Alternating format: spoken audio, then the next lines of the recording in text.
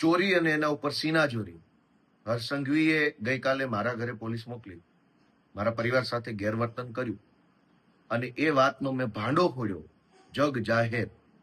તો સાંજ સુધીમાં એક બનાવટી AI ઓડિયો વાયરલ થઈ ગયો. અરે વાહ, તમને બધી ખબર પડી જાય છે. અમે તો આખા વર્ષમાં તમારા ઉપર 100 પ્રકારના મુદ્દા ઉપર આંગળી ઊંચી કરી છે. અમે તમારા વિરુદ્ધમાં કીધું કે તમે ડ્રગ્સના કારોબારની અંદર તમારી આખી પાર્ટી સંડોવાયેલી છે. કેમ અમારો ઓડિયો ના આવ્યો? અમે તો કીધું કે હર્ષ સંઘવી 8 પાસ છે, કેમ ઓડિયો ના આવ્યો મારો એમાં? અમે તો કીધું કે આ ડફોળ છે, કેમ ઓડિયો ના આવ્યો ડફોળ છે એવી વાતચીતની પુષ્ટિ કરતો? અમે તો કીધું કે દારૂના હપ્તા તમારા ભાજપવાળા કમાય છે, કેમ ઓડિયો ના આવ્યો? તમારા ઉપર જ્યારે જ્યારે અમે સવાલ ઊંચો કર્યો, સવાલ ઉઠાવ્યો, ત્યારે તો કોઈ ઓડિયો ના આવ્યો કે હા આ વાત સાચી છે.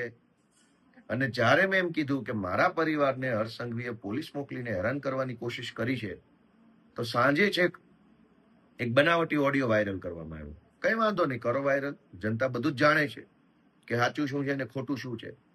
સાચી વાત તો એ છે કે અત્યાર સુધીમાં 100 કરતા પણ વધુ FIRઓ કરી અને હર્ષ સંઘવીએ આમ આદમી પાર્ટીના કાર્યકર્તાઓને જેલમાં પૂરવાનું કામ કર્યું.